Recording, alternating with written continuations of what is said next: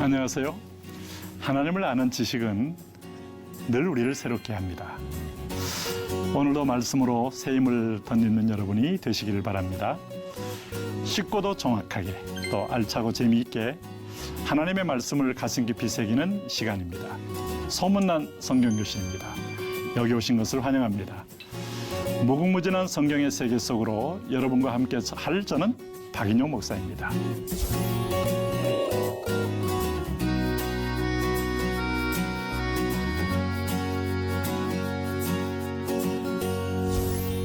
지난 시간에 나눈 말씀 기억하십니까? 하나님께서 우리를 광야로 집어넣게 된 이유에 대하여 말씀했습니다.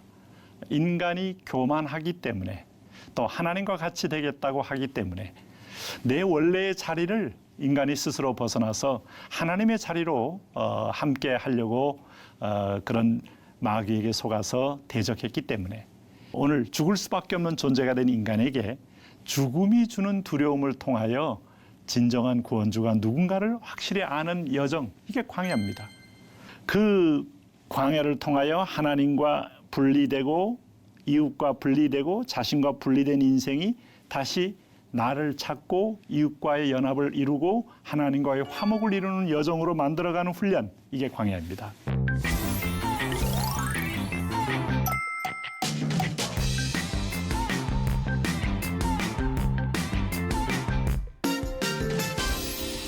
축복의 비밀 코드 광야를 즐겨라의 광야의 삶은 성화에 이르는 구원의 과정이다 하는 겁니다. 우리의 신앙에서 우리가 하나님으로부터 선택을 받게 되면 우리가 믿음을 선물로 받고 믿음의 고백을 합니다. 그럴 때 믿음으로 의롭다함을 얻습니다. 이걸 칭이라고 합니다. 여기서 끝나는 게 아니고 하나님 우리를 삶 가운데서 훈련하여서 하나님의 그리스도의 장성한 분량까지 이르게 만드는 영화의 과정으로 훈련시킵니다. 타락은 한순간이었지만 훈련은 계속되는 거예요. 그래서 올라가는 건 우리가 어렵게 올라가지만 떨어지는 건 한순간이지 않습니까? 이 칭의에서 영화로 되어지는 과정을 우리는 성화, 소위 말해서 거룩함에 이르는 과정이다. 성화라고 말합니다. 이 성화가 이루어지는 것을 가리켜 우리는 광야라고 말하는 거예요. 광야. 여러분, 광야의 인생의 위치. 사람은 좋은 걸로 성화될 듯하지요? 착각입니다. 하나님을 떠난 이후에 교만한 인간은 좋은 걸 주면 더 교만해집니다. 그럴 때 인간은 광야라는 이 죽음의 땅 가운데서 궁핍을 알고 결핍을 알고 갈망하게 되면서 성화되어 영화에 이르게 된다 하는 것이죠.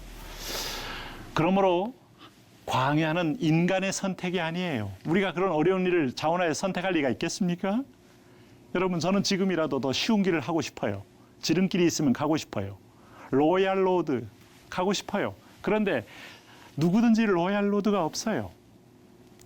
저는 한때 굉장히 유능한 경영인들 보면서 저 사람은 어떤 달란트와 어떤 걸 통해서 저렇게 엄청나게 불로소득을 얻나 이렇게 착각한 적이 있지만, 물론 자본주의 구조에서 어느 정도 자본이 쌓이게 되면 자본을 버는 그런 구조도 물론 없잖아 있습니다만은, 그런 분들이 그 자리에 이르기까지의 치열한 어떤 자기 훈련의 과정을 모르고 했을 때하고 알고 했을 때하고는 저 자신도 얘기가 달라지더라고요. 애굽 땅에서 나온 이스라엘 백성이 가나안으로 들어가는 세 가지 길이 있었습니다. 여러분, 전통적으로 고대에도 길이 있었어요. 그런데 그 길이 하나님이 제일 짧은 길을 택하지 않았다는데 여러분, 하나님의 의도가 선명히 보입니다. 첫 번째 길입니다. 자, 우리는 굳이 지도를 한번 적당히 그려보자면 이렇게 이제 시나이 반도를 통하여 애굽으로 가고, 이게 이제 나일강이 흐르는, 이게 삼각주가 흐르는 여기 고센 땅이라고 할 수 있어요. 여기 이집트, 그 다음에 이제 여기가 시나이 반도, 그리고 여기가 이제 사해 바다가 있어서 이렇게 되고, 여기 이제 사우디가 이렇게 이제 이어지게 돼 있죠. 자, 이스라엘 백성들이 보통 갈대, 리드가 있는 갈대의 홍해를 건너서 이 홍해, 여기가 홍해라고 일컬어집니다. 홍해 연안을 걷는 길과 고센 땅에서 지중해 연안을 통하여 바로 들어가는 길이 있습니다. 여기가 블레셋 땅이거든요. 그러면 이게 최가까운 지름길입니다. 이걸 왕의 대로라고도 합니다. 도로가 좋습니다. 하나님은 이 길로 인도하지 않았다. 이 길은 약 4, 5일이면 마음 잡고 가면 건너갈 수 있는 길입니다. 좀 짧게 가고 싶어요. 그 거친 황무지 땅, 그 죽음의 땅, 뱀과 정갈이 있고 아말렉이 있는데 누가 오래 머물 그 위험한 땅을 가고 싶겠습니까? 빨리 가고 싶어요. 우리가 뭐 검사가 되고 판사가 되는 과정 속에 공부를 열심히 합니다마는 가능한 한 공부 좀 적게 하고도 뭔가 아버지 덕으로도 아니면 이웃 덕으로도 하고 싶은 마음이 없는 사람이 누가 있겠어요. 그런데 그런 길이 없더라 이거예요. 그런 길로 인도하지 않더라. 두 번째 땅이 고센 땅에서 지중해를 통하여 술광야. 다시 말하면 여기 다시 한번 그려보면은 여기 시나이 바다가 있고 여기 사우디가 있고 여기 요단강 사해가 흘러내려오면은 이 고센 땅에서 일로 가서 중간으로 통과해서 들어가는 길이 있어요. 이건 15일이면 충분히 갈 수 있는 길입니다. 보통 대상들이 건너가는 길입니다. 여러분, 적어도 하나님께서 과유불급이라고 너무 짧지도 않고 너무 멀지도 않고 중간쯤 좋습니다. 이거 가겠습니다 하고 타협해서 갈 만한 길이 아니더라고요. 하나님이 이 보름이면 들어갈 수 있는 길로 우리를 인도하지 않았다는데 하나님의 또 의도가 있는 겁니다. 그러면 세 번째 길이 있습니다. 자, 아까 말씀한 나일강이 흐르고 고센 땅이죠. 여기서 흘러서 이 첫 번째 5일 길도 아니고 중간에 15일 길도 아니고 하나님 완전히 홍해 연안을 쭉 따라 걸어가는 가장 먼 길을 허락하셨다는 거예요. 홍해에서 시내 광야, 이 시내 광야와 서쪽 길을 돌아서 올라가게 하셨다. 그나마 여기서는 약 한 달입니다. 한 달, 30일 정도가 걸리는 길입니다. 여러분이라면 선택을 하나님이 세 길로 줬으면 누구든지 이 길을 5일짜리 길을 택했겠죠? 그러니까 하나님이 야단을 치면 주여 중간길 가게 없어 했겠죠? 근데 하나님은 잘 보십시오.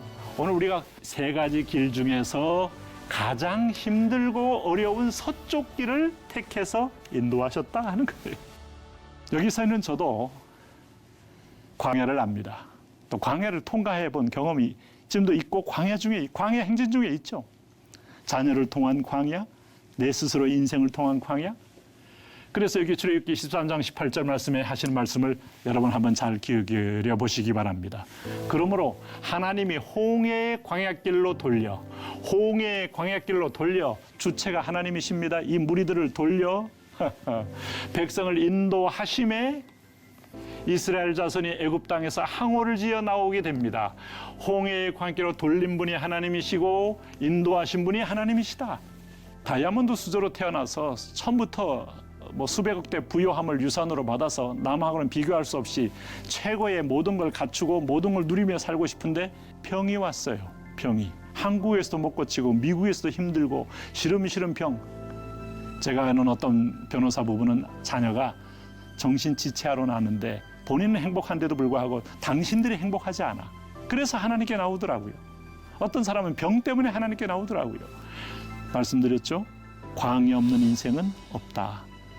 안을 없다면 그 사람은 하나님의 백성이 아닙니다.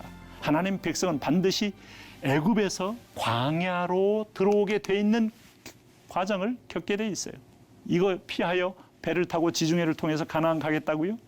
항공기를 통하여 가나안 가겠다고요?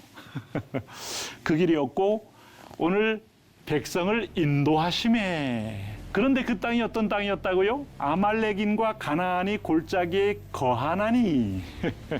강력한 세력이, 방해 세력들이 거기서 대적하고 있어요. 대적. 이 적들이 우리를 길을 열어주는 게 아닙니다. 막고 서고 칼로 찔러 죽이려고 준비하고 있는 겁니다. 그런데 하나님은 처음에는 이 아말렉인과 가나안이 있는 자리를 피하여 돌이켜 홍해길로 하여 광야로 들어가. 이거 하나님께서 이 세력이 무서워서 돌아가게 했겠습니까? 먼 길을 돌리기 위하여 이 백성들이 이해하기 쉬운 언어로 얘기한 것뿐입니다. 나중에 아말렉이 나타나지 않습니까? 여러분 출애굽기 17장에 보니까 제일 먼저 등장한 세력이 뭐였어요? 아말렉이 제일 먼저 등장해서 백성들을 공격했죠? 그때 모세가 언덕에 올라가서 기도함으로 승리한 거 여러분 아시죠? 그러니까 내일 돌이켜 홍해길로 이 백성이 영적으로 얘기해도 깨닫지 못해요. 그러니까 단순히 아말렉인과 가나안이 있으니까 돌이켜 가라 하니까 예 하고 가는데 생고생의 길로 가는 겁니다. 그래서 두 번째 보십시오. 광야라는 구도가 있습니다. 자, 칭의가 되어서 영화로 이루어지는 이 과정 속에 광야가 있다고 말씀드렸어요. 부르심에서 성숙해가는 구도, 이 광야에서 각종 성장과 성숙과 성화가 이루어진다고 말씀드렸어요. 철없이 살다가 결혼한 다음에 자녀를 낳고 보니까 가끔 엄마들이 이런 멘트를 해요. 너와 똑같은 애 한번 낳아봐. 그럼 나의 마음을 이해할 거야. 그 말을 이해 못합니다. 그런데 정말 어느 순간에 아이를 낳았는데 자기하고 성격이 비슷하면서 소스라치게 놀랍니다. 그 아이가 말끝마다 엄마한테 대듭니다. 그리고 자기 주견이 뚜렷한 것까지는 좋은데 대화하려고 하지 않고 소리를 지르고 어떤 때는 엄마를 욕보이까지 합니다. 그럴 때 자녀를 이기는 부모 없잖아요. 속이 문드러지면서 누가 기억나는 줄 아세요? 부모가 기억납니다. 부모가 기억나다가 부모를 만드신 하나님이 기억나요. 잊어버린 기억을 회상시키는 거예요. 리마인드가 광야의 중요한 원리입니다. 너는 곤고한 일 이기 전에 창조주를 기억하게 만드는 거예요. 병이 들면 건강할 때가 기억나고요. 오늘 물질이 궁핍하면 부요할 때가 기억나고요. 오늘 불안이 가득할 때는 평강일 때가 기억나면서 다시 한번 인간에겐 갈망이 생기게 돼 있어요. 여러분 누가복음 15장에 탕자가 돈이 있을 때 언제 아버지를 기억합니까? 집을 기억합니까? 돈 다 떨어지니까 둘레쌌던 여자들도 다 떠나고 나 홀로 서서 돼지가 먹는 쥐염 열매를 먹고자 하여 갔지만은 그것조차도 먹을 수 없었다고 말할 때 그가 스스로 돌이켜 He came to himself. 나의 아버지 집에는 먹을 것이 풍성한데 참 형이 상학적인 존재인 줄 알았더니 형이 하학적인 존재예요. 당장 먹을 게 있을 때는 하나님도 기억 않고 형이 상학적인 세계도 기억 안 나는데 먹을 게 없으니까 먹을 게 있는 장소가 어디야? 자기 집이 기억나더라 이 말입니다. 이게 여러분 광야의 이유예요. 탕자는 광야가 없었다면 집으로 돌아올 이유를 찾지 못해요. 그때부터 자기 아버지께로 돌이켜 이렇게 되는 겁니다. 성경 전체는 광야의 구조의 반복으로 돼 있다. 반복. 성경이 왜 이렇게 두꺼울까? 성경은 사실은 하나입니다. 한 줄이면 됩니다. 주 예수를 믿으라. 그리하면 너와 내 집이 구원을 얻으리라. 이게 성경입니다. 그런데도 불구하고 성경이 66권 가득한 이유는 여러분 인간이 쉽게 변하지 않기 때문에 이 거울로 저 거울로 요 거울로 이런 거울로 이 큰 거울로 대형 거울로 작은 거울로 계속 나를 보여주는 거예요. 보여줘. 너는 누구냐? 나는 누구이며 너는 누구냐? 계속 보여주는 거예요. 잘 기억해 보십시오. 오늘 여기 보시면은 자, 족장 두 사람이 있습니다. 아브라함, 이삭, 야곱, 요셉. 족장들의 인생은요. 나름대로 성경의 모형성이 있어요. 모형. 이게 모델입니다. 모델. 앞으로 살 인생의 모델이에요. 자, 우리가 창세기 1장에서부터 창세기 3장, 6장, 11장을 거치면서 인간은 급속하게 하나님을 떠나면서부터 어떤 존재가 될 것인가를 선명히 보여줍니다. 그래서 여러분 창세기 6장, 7장에 노아 홍수라는 것은 인류를 다 쓸어버리는 거 아니에요. 그리고 11장에 와서 바벨탑이라는 것은 그 다음에도 불구하고 인간은 교만하여 하나님 대를 높이 쌓아 하나님 맞상대하려는 원래의 마음, 에덴에서의 기막힌 삶에서 하나님과 같이 되겠다는 말에 속아서 결국은 인간이 추방당한 이후로 그대로 놔두니까 인간의 소욕은 결국은 모든 사람이 지면에 항상 악을 행하는 존재가 되었다. 그래서 하나님이 희망이 없는 인생들을 쓸어버리는 겁니다. 여러분 잘 기억하세요. 여러분 몸값이 다 똑같지 않아요. 하나님의 성령이 가슴속에 있을 때 몸값이 존귀한 거지. 여러분 여기에 각종 세상의 영으로 가득 차면 그건 쓰레기요. 심판의 대상이요. 하나님과 원수가 될 수 있습니다. 원수는 척결 대상이지 보호 대상이 아닙니다. 그러므로 우리가 날마다 깨어서 하나님의 말씀이 머물러 있고 성령이 머물러 있을 때 존귀한 겁니다. 자, 이럴 때 노아의 홍수로 인하여 세상을 한번 다스리고 난 다음에 하나님은 노아의 8 식구를 통해서 예배하는 자들 통하여 하나님의 은총을 이어가죠. 노아가 방주에서 나온 이후로 첫 번째 한 것이 하나님께 제사를 드렸더라. 근데 이 제사의 세력보다는 점점점 악화가 양화를 구축한다고 노아의 후손 가운데 세상의 아들, 세상의 딸들이 더 나오면서 바벨탑을 짓잖아요. 바벨탑. 신할 평지에다가. 하나님의 언어를 혼잡케 함으로 오늘 이들이 바벨탑이 더 이상 짓기를 중단하게 버리지 않습니까? 이게 창세기 1장부터 인간이 가만 놔두니까 11장까지 오면서 더욱더 바닥으로 깊고 희망이 없는 존재예요. 이런 존재를 하나님이 창세기 12장에서 새롭게 아브라함이라는 믿음의 족속을 일으키는 겁니다. 이 사람을 통하여 하나님은 하나님의 다시 새 에덴이라는 새 에덴입니다. 에덴은 에덴인데 자리까지 복원시키겠다는 게 하나님의 선하신 계획이에요. 여기서부터 여기까지는 광야가 있는 겁니다. 광야가. 네? 고난당한 것이 내게 유익이라 이로써 내가 주의 일례를 배우게 되었나이다. 시편 110편 말씀은 바로 그 설명해 주죠. 그러면 아브라함의 경우는 최초의 믿음의 사람이에요. 아브라함이 하나님의 말씀을 믿으니 이를 그의 의로 여기시고 칭의를 받았다고 당신이 완전한 하나님의 사람이 된 줄로 아십니까? 아닙니다. 영화로운 존재로 이르기까지 훈련이 필요해요. 그 훈련의 모델은 이삭이 그의 모델이에요. 그래서 이삭은 스스로 몸을 바치는 자, 소위 말해서 로마서 12장 말씀처럼 너희 몸을 하나님이 기뻐하시는 거룩한 산제사로 드려라. 이는 너희들의 영적 예배니라 하는 모델을 보여준 인물이 이삭입니다. 그러므로 아브라함 자신도 이삭적인 모습으로 아브라함, 이삭 요 자체의 이삭적인 존재가 되기 위하여 뭐 합니까? 광야의 연단이 있는 거죠. 아브라함의 인생을 한번 보십시오. 이 아브라함이 믿음이 점점 자라는 거 여러분 아시나요? 처음에는 갈대아우를 떠날 때 불안하기 때문에 아버지 데라를 모시고 가고 그 다음에 또 자기의 신변이 좀 불안하기 때문에 조카 롯을 데리고 갑니다. 그러나 하나님은 아브라함을 불렀지 이렇게 주변에 있는 소위 말하는 액세서리들을 함께 덧붙여 부르지 않았습니다. 너는 너의 본토 친척 아비집을 떠나 내가 내게 지시할 땅. 그 과정은 전부 광야로 가는 겁니다. 광야길. 갈대아우르라는 세계적인 도시에서 갈 바를 알지 못하는 그런 엄청난 땅을 왔다는 것만으로도 보통 은혜를 받은 사람이 아니에요. 그런데 가나안에 오니까 기근이 있으니까 자연스럽게 애굽으로 갔다가 자기 아내도 부인이라고 말하지 않고 누이라고 속여서 바로에게 상납까지 했는데 하나님이 개입해서 재앙을 주니까 깜짝 놀라서 보내잖아요. 이게 어릴 적에는요, 우리가 죄를 져도요, 하나님이 참고 오히려 복을 줘요. 네? 아니, 창세기에서 아브라함에게 너를 축복하는 자를 내가 축복하고 너를 저주하는 자를 내가 저주하겠다는 말씀을 문자적으로 이루어가요. 아브라함은 믿음으로 쫓았는데 말씀이 이루어지는 걸 하나하나씩 경험하는 거예요. 우리의 경험은요, 믿음의 경험만이 내 성숙을 이어가게 합니다. 그러므로 순종하는 사람들만이 이 성숙에 이르게 돼요. 순종하면 반드시 말씀이 사실인 걸 확인되거든요. 저는 시카고에 방문해서 무디 바이블을 본 적이 있어요. 무디 바이블 인스티튜트라고 있는데 거기에 이만한 유리 상자에 무디의 아주 낡은 성경이 여기 딱 보관되어 있습니다. 근데 무디의 성경에는요, 그게 써 있다잖아요. T, P, T, P. 도대체 이게 뭐요? 했더니 try and proved.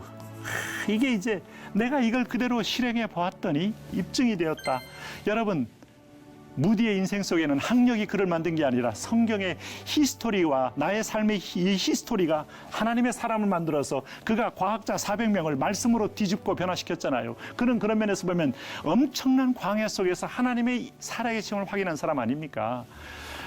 야곱 같은 존재, 그러니까 요셉처 같은 존재로 바뀌는 거예요. 물론 이삭이 완전하고 요셉이 완전한 뜻이 아닙니다. 모델이라고 말씀드렸어요. 제가 모형이고 모델이라고 말씀했어요.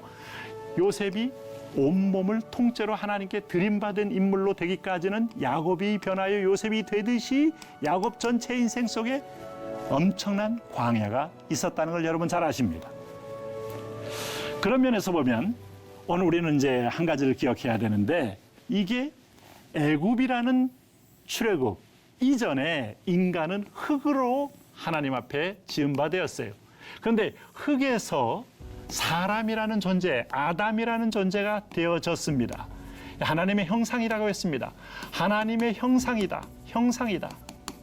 제가 요 세타를 쓰는 것은 테오스라는 여러분 그 그리스어의 하나님이라는 말에 약어인 걸 아시죠? 자, 흙이라는 곳에서 사람이 될 때 이 사람의 흙을 빚은 다음에 빚는다는 게 있어요. 빚음이 있어요. 여기 빚음. 하나님의 손길에 빚음이 있어요. 여기에 생기를 불어넣는 거예요. 요 대목이 광야와 같은 모델링을 보여줘요. 하나님의 손길이 있고 하나님의 생기에 부여하심이 있는 곳. 그래서 하나님의 형상의 사람이 됩니다.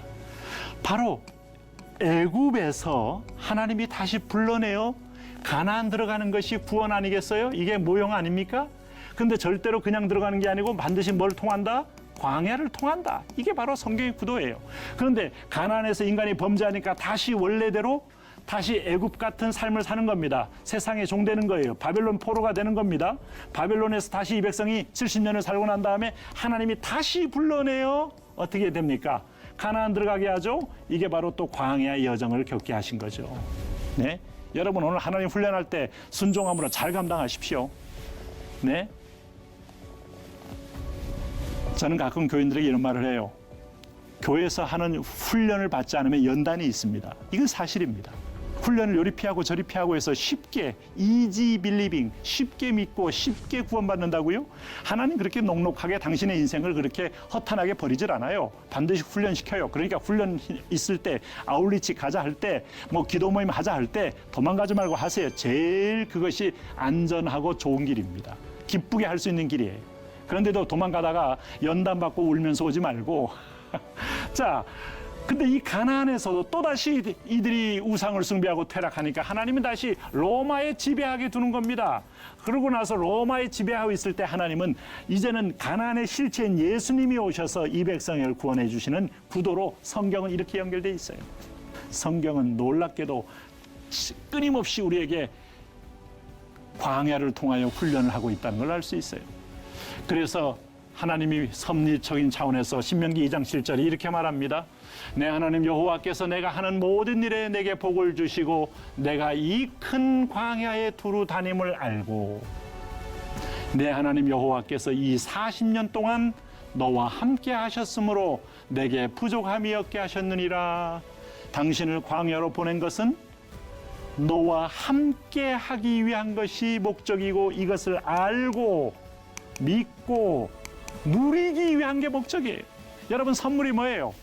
보통 기도할 때 주님 지금 돈이 필요합니다. 학자금이 필요하고 사업할 때 얼마가 필요합니다. 돈을 주시면 당신을 내가 잊겠다고 인정하겠습니다. 조건부로 걸기도 하고 어떤 때는 그거 달라고 투쟁도 하고 비명도 지르고. 그런데요 광야에는요 내가 소유해도 아무 의미가 없어요. 40년 동안 하나님이 날마다 만나를 줬지 이틀치만 쌓아둬도 바로 동록이 슬게 하고 곰팡이가 슬게 해서 독이 되게 만들었어요. 그래서 하루살이 되는데 하루살이의 가장 여러분 오늘 강점은 뭔가 하면 하나님과 함께함을 누리는 거예요. 이게 하나님이 임마누엘 이것만큼 큰 복이 없어요. 그런 의미에서 하나님의 인도하심 그가 자기 백성은 양같이 인도하여 내시고 광야에서 양떼같이 지도하셨도다. 목자는 결코 양떼에게 눈을 돌리지 않습니다. 그리고 주변에 있는 사자나 각종 곰이나 아주 야생동물에 대하여 눈을 부라리며 보호의 막을 치시면서 보고 있는 거예요. 걱정하지 마세요. 죽음의 땅 같다고요? 사명 끝나면 데려가지만 절대로 사명 끝나지 않은 사람 데려가지 않아요. 그래서 시편 136편 18절 그 16절 광야를 통과하게 하신 이에게 감사하라 그 인자하심이 영원하미로다. 시편 기자는 계속 이것을 찬양하는 겁니다. 죽을 것 같은 상황이지만 하나님은 악한 것도 없고 씌우며 잠언 16장 4절에 하나님은 악한 것도 적당하게 하셨나니 나를 위하여 적당하게 그러므로 아무리 힘들어도 피할 길을 주신다 믿으시고 내가 죽을 정도는 돼도 죽진 않아요. 사명 있는 사람은. 그래서 걱정하지 마시라고요. 그러므로 광야 없는 인생 없고 광야에서 죽는 인생도 없어요. 불신앙이 죽이는 거예요. 하나님이 우리 가운데 계신가 하는 말 그 말 자체가 광야의 믿음을 다 빼버리는 불신앙의 표현인 것뿐입니다. 그러므로 하나님의 의도를 아는 사람은 여기서 진정한 영적 자유자가 될 수 있고 승리자가 될 수 있습니다. 오늘 소문난 성경교실은 하나님이 의도를 가지고 광야로 인도했음을 우리가 함께 나누었습니다. 여러분과 나눈 이야기 오늘 이 내용 속에는 하나님은 가장 짧은 길도 아니고 적당한 길도 아니고 가장 먼 길을 통하여 우리의 체질을 바꾸는 훈련을 하기 위하여 광야 속으로 인도하셨다. 아말렉도 있고 뱀도 있고 정갈도 있지만 하나님은 함께 함께 하셨다. 오늘 사망의 음침한 골짜기를 다닐지라도 하나님이 나와 함께 하시면 믿는 사람은 평안할 수 있어요. 여러분 어떻습니까? 유익한 시간 되셨나요? 역시 소문난 성경교실이죠? 항상 말씀을 붙들고 승리하는 여러분 되기를 바랍니다. 은혜가 풍성한 성경교실이 되기 위해서는 무엇보다 복습이 중요합니다. 유튜브에 올려져 있습니다. 유튜브를 통해서 다시 보시고 시간을 꼭 구분해서 복습을 하시기를 바랍니다. 다음 시간에는 이제 이 내용이 점점 개별적으로 구체적으로 어떻게 광야가 드러났고 어떻게 실패했고 어떻게 이기는가의 그 중요한 핵심 노하우를 공부하게 됩니다. 기대해 주시길 바랍니다. 오늘도 하나님의 은혜로 행복한 하루 보내시고요. 다음 시간에 뵙겠습니다.